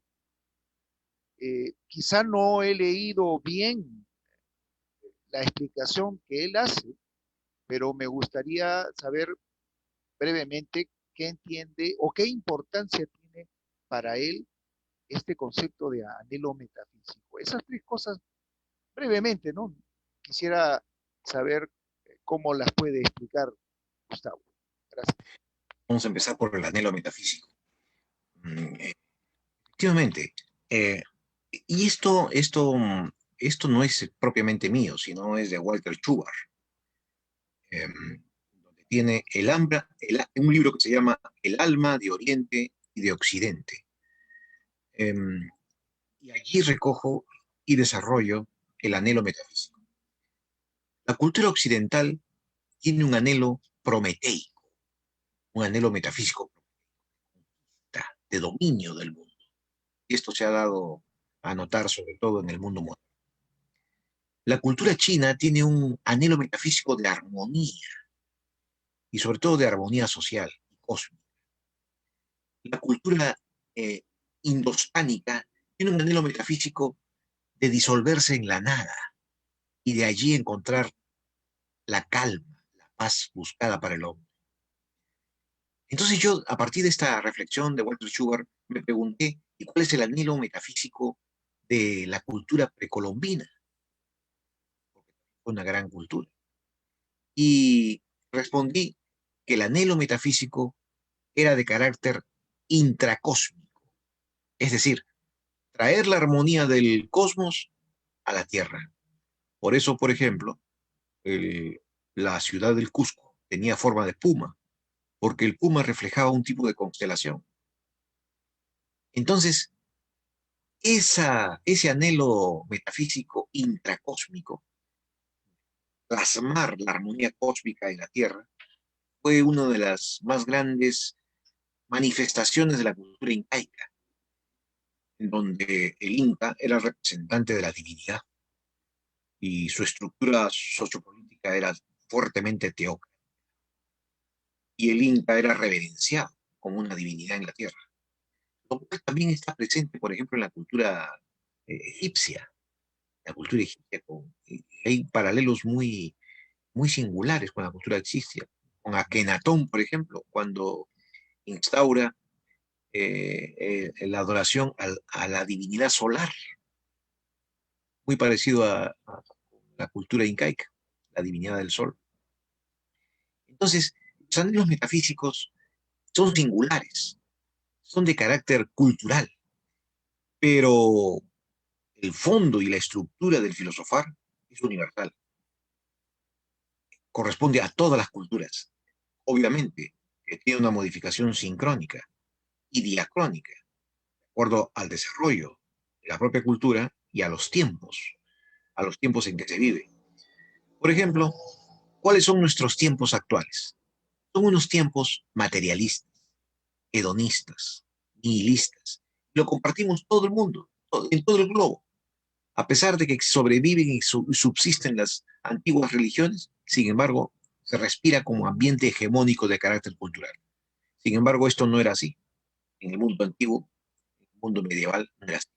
Respiraba un clima espiritual profundamente místico, ascético, religioso.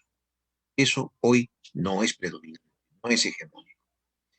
A pesar de los climas culturales, en cada orbe cultural de aquellas culturas de la antigüedad, tenía una manifestación particular. Y ahí viene la forma del anhelo metafísico. Ahora, la otra pregunta de Luis Enrique, si fueras tan amable. Sí, la otra era sobre cómo es eso de que se avanzó hacia la filosofía intelectual y la tercera sobre una idea de lo divino como la armonía de los contrarios que no colisiona ni con el profeta ni con el poeta. Sí, eh, yo me pregunté, efectivamente, cómo es esto de la cuestión intelectual. Cuando leí a Raúl Porras Barrenechea, Raúl Porras es muy detallado cuando relata cómo Atahualpa destruye el templo del Coricancha. No solamente lo saquea, sino lo destruye.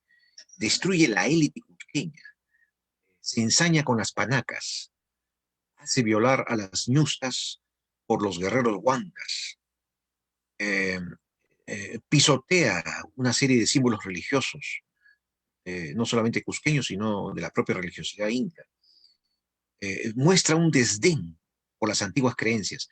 Esto me hizo a mí pensar de que no era simplemente una manifestación de la confrontación entre panacas, sino que había algo más poderoso.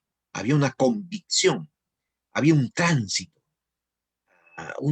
que no solamente para algunos historiadores hace pensar hacia un tipo de feudalismo, dado la estructura de las panacas que ya no podían avanzar más hacia otra forma económica, de estructuración, sino también a nivel espiritual hay otra forma y a nivel mental, otra forma de estructuración y de respuesta más intelectualizada para que Atahualpa pueda haber hecho estos destrozos a nivel religioso, tiene que haber impuesto, tiene que haber impuesto un tipo de razonamiento más intelectual, un poco más alejado de los mitos antiguos.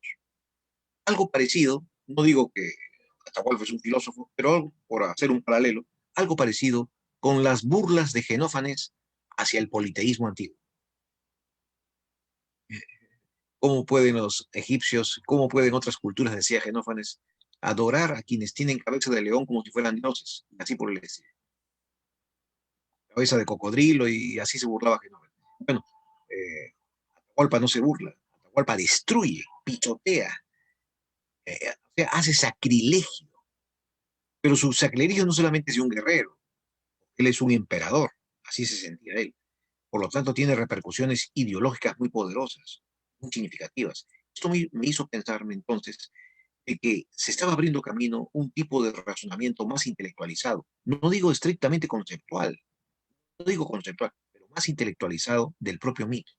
Esto hace pensar y suponer de que en el propio desarrollo del mito hay estructuras diferenciadas que van desde lo más elemental, razonamientos más elemental, hasta razonamientos más alambicados, más complicados, más intelectuales.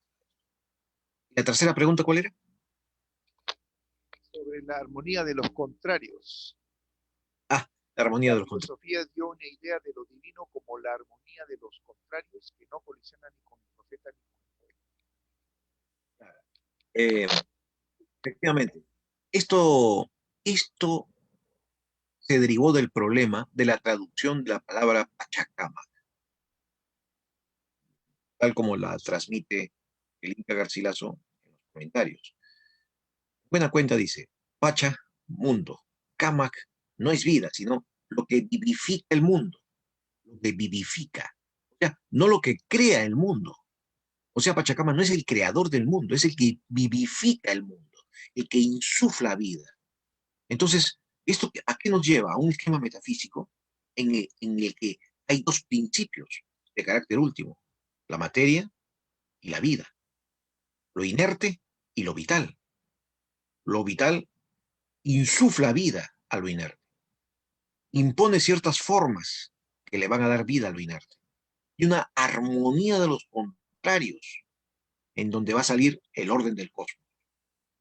De lo contrario, no habría otra explicación plausible que dar a esta palabra tan compleja de la palabra quechua, que no es exactamente un creador del mundo, sino tampoco es un ordenador, es un vivificador. Por eso que hace pensar que la filosofía precolombina es una filosofía del tamac, o sea, de la vida, de la vivificación del mundo, pero no de la creación, de las cosas últimas. O sea, la materia es preexistente en el esquema mental metafísico precolombino. No es creado por esta divinidad ordenadora del cosmos. Doctor, frente a lo dicho en este momento, a mí me trae algún tipo de duda y espero que podamos reflexionar con respecto a ello.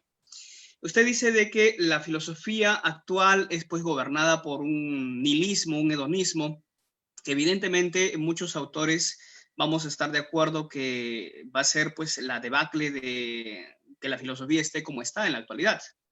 Pero si traemos esa colación aquí, estamos diciendo de que la filosofía occidental que ha traído este tipo de pensamiento está en decadencia. Ahora, si usted está afirmando que paralelamente existe un tipo de filosofía andina, precolombina, ¿pudiéramos decir que ese tipo de filosofía también está en debacle? ¿También está en crisis? Sí, evidentemente. Evidentemente la filosofía precolombina ya dejó de existir. Dejó de existir desde que se exterminó a la casta pensante y quedó simplemente una cosmovisión. Y sí quedó una cosmovisión. Yo diría que se profundizó el exterminio del pensamiento filosófico precolombino con la extirpación de las idolatrías. Allí fue una persecución sistemática de todos aquellos amautas que todavía sobrevivían y preexistían y que se habían salvado de las matanzas de Atahualpa. Con la extirpación de idolatrías, estos son exterminados o son encarcelados o son metidos en reducciones o en conventos para su reeducación. Y allí desaparece, ya ahí se extingue como filosofía. no como cosmovisión. Lo que tenemos actualmente en el mundo andino, ahí sí tenemos filosofía en sentido lato, en sentido cosmovisional. Pero no es eso lo que yo sostengo en mis tesis mitocráticas. Mi tesis mitocrática es el sentido fuerte de filosofía. Estaba encarnada en los amautas. Pero los amautas fueron exterminados. Y después de la extirpación de idolatrías dejaron de existir. ¿Y qué cosa sobrevivió? Una filosofía en sentido lato, en el simple runa, que todavía tenía una cosmovisión influenciada por ciertas ideas filosóficas. Pero el runa no se va a quedar ahí. El runa va a ser adoctrinado fuertemente. Entonces va a surgir una cultura sincrética, un sincretismo religioso. Eh, pero la pregunta abarca otra dimensión mayor, abarca hacia nuestro tiempo, llega a nuestro tiempo con la cultura nihilista y hedonista. Entonces, ¿qué es lo que sucede con el cristianismo? ¿El cristianismo está exento de decadencia? No, yo creo que no. El cristianismo no está exento de decadencia. La cultura tiene raíces cristianas. La cultura de Occidente, la modernidad occidental, es anticristiana, evidentemente. Pero al ser anticristiana, arrastra al cristianismo a un tipo de degeneración y a un tipo de decadencia, en el que ya no tiene un papel directivo ni tiene un papel hegemónico, tiene un papel subordinado. No obstante, su papel no hegemónico, la Iglesia Católica, sigue teniendo una fuerza espiritual bastante fiable. Se deja sentir su voz en cada acontecimiento mundial, en cada conflicto beligerante. Entonces, eh, yo creo que la racionalidad instrumental de carácter funcional es la que es hegemónica y es incitamente hedonista y nihilista. Y está como subordinada, como subalterna, incluso las religiones no instrumentales, que son entre ellas la más importante, la religión católico-cristiana. Pero este mundo arrastra a todo, arrastra. Quizá por eso tenga sentido lo que se dice en el Apocalipsis. Quizá por eso tenga sentido en los Evangelios, en su término último, en donde se profetiza que llegará el tiempo en que se preguntará a Cristo, ¿alguien más cree en mí? ¿Sobrevivirán aquellos que creen en mí? Yo creo que hacia eso nos estamos encaminando, hacia un mundo donde se va a completar un universo siniestramente anticristiano, que hoy está en marcha. Y, y, y no es que eso sea, no es que eso sea el preludio de una resurrección del mundo de la filosofía mitocrática. Me gustaría, por ejemplo, y esto lo he desarrollado en un libro, que se desarrolle una nueva utopía epistémica, donde sea reconciliable la razón con el mito. Porque me parece que es un camino en donde se puede, de alguna manera, controlar los excesos de poder de la razón instrumental, mediante una razón mítica, la razón y la fe. Ahora, no hay que confundir el mito con la fe. Creo que el mito es el preludio de la fe, porque la fe es razón sobrenatural. El mito es razón natural que descubre el ámbito de lo sagrado. Pero en la modernidad, ¿qué es? La modernidad es desarrollo de la negación del sentido de lo sagrado, de la negación del sentido de lo divino, de la negación del sentido de lo ontológico. Entonces es un profundo ataque nihilista a todas las verdades fundamentales. ¿Cómo no iba a estar afectado? Las principales religiones mundiales tenían que afectar toda su feligresía también. No pueden excluirse de esto. Entonces, a todo le cae la piedra. No hay a nadie que diga que está libre no haber recibido una pedrada por parte de la modernidad anticristiana y nihilista. Muchas gracias por la aclaración. Ricardo, si tuvieras alguna pregunta, o tal vez Luis Enrique Alvisuri. Sí, sí, Nino, Sí. me quería referir a un comentario tuyo para, digamos, tal vez aproximarnos mejor a la propuesta de Gustavo Flores, ¿no? Eh, es sobre el contraste y al mismo tiempo casi identidad que hacía sobre el concepto mito y logos, ¿no? Haciendo alusión a Reale.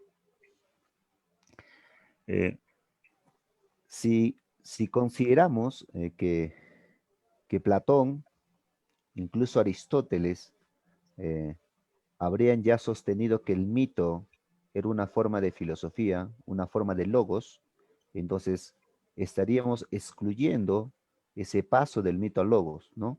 Lo que a mí más bien me parece que pretende afirmar Reale es más bien ese, digamos, contraste en el mundo griego entre el mito y logos. Es decir, eh, en cualquier cultura, en realidad, como dice Gustavo, el ser humano ha pretendido explicar el mundo, la realidad, ¿no? Y esa forma de entender el mundo, la realidad, en cualquier espacio del mundo, ha sido el mito, ¿no? Por eso el mito se entiende, pues, como una forma de explicación de la realidad, ¿no? Muchas veces de forma oral, ¿no? Basado muchas veces en dioses, ¿no? En fuerzas sobrenaturales, etcétera, etcétera. Y existe pues una diversidad de mitos. Entonces, Reales centrándose en la cultura griega, dice que esa explicación mítica basada en dioses fue sustituida cuando este mito pierde credibilidad, ¿no? Pierde fuerza, ¿no? Entonces es reemplazado el mito por el logos, por una explicación racional, ¿no? Una explicación crítica. Entonces, a esa forma de ver ahora el mundo desde la racionalidad, desde la criticidad, se va a denominar filosofía. Ese tránsito se da en la cultura griega, ¿no?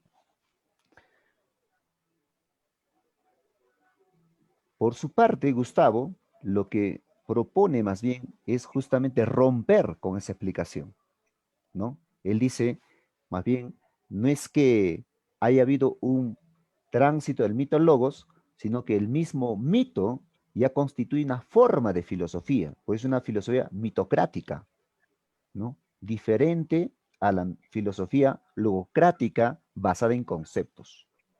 La propuesta de Gustavo, a no ser que lo haya malentendido, lo esté malinterpretando, lo bueno es que contamos todavía con la presencia de Gustavo para que pueda precisar, delimitar y aclarar. Lo que yo he entendido es que para Gustavo es una filosofía anterior a la filosofía logocrática, una filosofía mitocrática, pero que no se basa necesariamente en conceptos, sino es una filosofía simbólica, metafórica, ¿verdad? Entonces, ahora, esa filosofía logocrática desarrollada por Platón, Aristóteles, de hecho, no deja de lado el mito, pero el mito es usado como un recurso más para poder explicar mejor ciertas reflexiones filosóficas. Pero no quiere decir eso que Platón y Aristóteles estén afirmando que el mito constituye en sentido estricto una filosofía, ¿no? Para ellos la filosofía es una explicación, digamos, racional, crítica, ¿no? Que según ellos no se habría dado, digamos, antes del siglo VI, antes de nuestra era, ¿no? Entonces, Gustavo en ese sentido es original, pues, más bien está considerado que el mito es una forma de filosofía no conceptual, sino simbólica. Es más, la originalidad de Gustavo es incluso radical, porque él va a decir que esa forma de filosofía mitocrática no solamente forma parte de las diversas culturas, sino que esta forma de filosofía, ¿no? Tiene sus raíces en los homínidos, ¿no? Algo así que hasta el Homo habilis, hasta el Homo erectus, ¿no? Son, digamos, habrían desarrollado una forma de filosofía. Por eso tiene un texto que se titula La filosofía prehistórica. En ese sentido, Gustavo pues es totalmente osado, ¿no? Obviamente pues no va a caer simpático pues a la comunidad académica, ¿no? O sea, lo que está diciendo Gustavo en sentido lato es que el hombre primitivo también era filósofo, pues, ¿no? El Homo habilis, el Homo erectus ya han filosofado, por eso es que resalta ese mucho ese concepto del asombro, pues. O sea, el asombro no solamente se ha dado pues con Tales, Anaximandro, Pitágoras, ¿no? El Homo habilis, de quien no sabemos su nombre, ese ya se asombró, ¿no? Ante el fuego, ¿no? Ante la realidad, por lo tanto, han filosofado, pero esa forma de filosofía es una filosofía simbólica, no es una filosofía conceptual. De ahí que esta propuesta de Gustavo, eh, yo tal vez exagerando un poco, no lo sé, pero Gustavo lo va a precisar, más lo vinculo con, con la propuesta de Merleau-Ponty, ¿no? Porque Merleau-Ponty también dice, el hombre no solamente es un ser que piensa, que razona, que reflexiona, sino que también es un ser que siente, es un ser sintiente. Entonces, esa filosofía mitocrática, ¿no? Anterior a la logocrática, es una filosofía basada también en el sentimiento, en los símbolos, en la metáfora, ¿no? Entonces, creo que esa parte a mí me gustaría resaltar, digamos, en esa parte radica la originalidad, ¿no? Y la osadía de Gustavo, ¿no? Si tuviera que resaltar algo, digamos, así en breve, es ese aspecto. De ahí que, obviamente, Gustavo cae totalmente antipático, pues. O sea, aquellos que estén resistiendo nuestra conversación, ¿no? Eh, de este momento, que estén resistiendo, deben estar mirándole pues a Gustavo con mucha cólera, ¿no? Deben querer lincharlo, ¿no? Claro. Bien, yo quería referirme a ese aspecto, ¿no? De hecho, hay mucho de qué conversar, pero digamos, pues el tiempo también apremia, ¿no? Por mí gustoso, ¿no? Para otra ocasión, pero si por ahí alguien lanza un tema más, podemos seguir, no hay problema, ¿no? En realidad. Bien, gracias Nino, gracias Gustavo, gracias Luis Enrique. Muy simpática el comentario, muy fino y simpático el comentario. Y efectivamente, ¿no? Sí, yo he sostenido con cierto énfasis enérgico que la filosofía simbólica es una realidad. El hombre, antes de filosofar con símbolos, antes de filosofar con conceptos, filosofa con símbolos. Por ejemplo, sin irnos muy lejos, en la filosofía china tenemos el símbolo del yin y el yang. Pero ese símbolo no es meramente estético, contiene un profundo sentido filosófico, yin y el yang. Entonces, eh, los mandalas, por ejemplo, también tienen un profundo sentido filosófico, la de purificación del alma, un reencuentro con la divinidad. Entonces, se puede filosofar de muchas maneras, de muchas formas, y el hombre lo ha hecho a través de todo su desarrollo histórico, en lo cual me hace recordar un libro de cierta fama, porque siempre está agotado, el de Radin, se escribe Radin, se llama el filósofo, el filósofo primitivo, el hombre primitivo como filósofo, el hombre primitivo como filósofo, Radin. Es solo que Radin, aparte de su peculiar visión, no categoriza, no categoriza las etapas de la filosofía. Simplemente trata de hacer una reconstrucción de carácter tecnológico.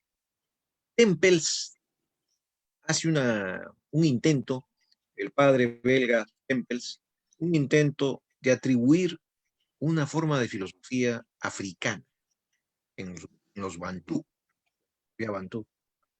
Pero no es que él diga que existen los bantú. No, él dice que desde la óptica de Occidente se puede hacer una interpretación filosófica de cierta filosofía bantú. Una cosa totalmente diferente.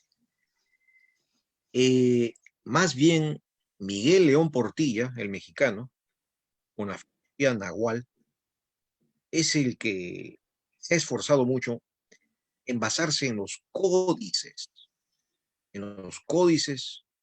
de la cultura maya, para demostrar que habían los filósofos de la Matine, los filósofos que eran al mismo tiempo sacerdotes, adivinos, astrólogos, y se ha esforzado en demostrar mediante la traducción de documentos de documentos precolombinos.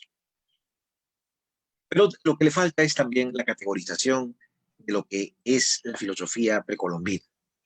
¿Cómo concebir ese tipo de filosofía? Estas reflexiones yo las he hecho y estas constataciones después de haber publicado casi toda mi obra. Después he podido ya con calma constatar este derrotero externo. Y esto me ha ocurrido de manera azarosa, me ha ocurrido de manera espontánea.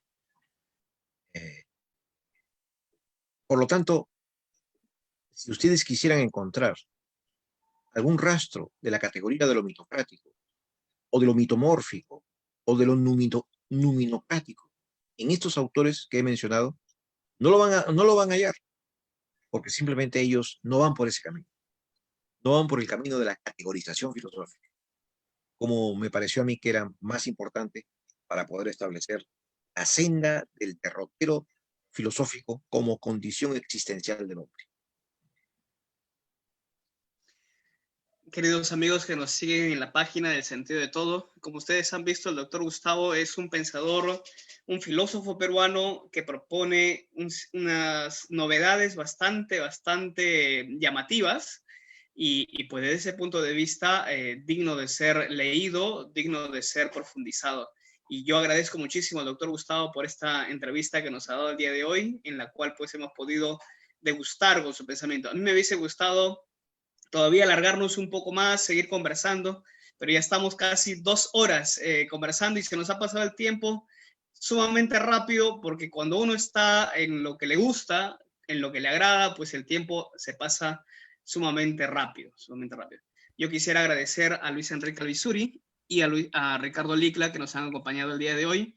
Y doctor, le doy las últimas palabras para poder despedirnos y salir del aire.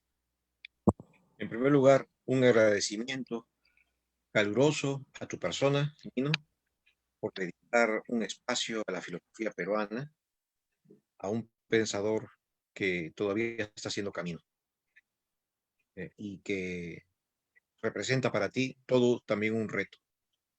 Porque si bien es cierto, no te comprometes con mi pensamiento, no es esa la intención. Sin embargo, ya dar un espacio a un pensamiento filosófico heterodoxo ya es bastante asumir. Por otro lado, a mis queridos amigos, Ricardo Licla, distinguido escritor y pensador peruanista, a Luis Enrique Alvisuri de Gran Pluma, siempre he admirado su pluma, su inteligencia, su talento, también ha meditado sobre la filosofía andina, con su propia óptica y perspectiva. También estoy muy agradecidos por dedicar este tiempo, este valioso tiempo de ustedes, Nino también el tuyo, a este espacio, a mi pensamiento. Muchas gracias por honrar su compromiso y eso tiene mucho valor, como un ejemplo para el comportamiento intelectual honesto. Muchas gracias. A usted, doctor, muchísimas gracias. Y con ello nos despedimos hasta la próxima transmisión. Hasta la vista.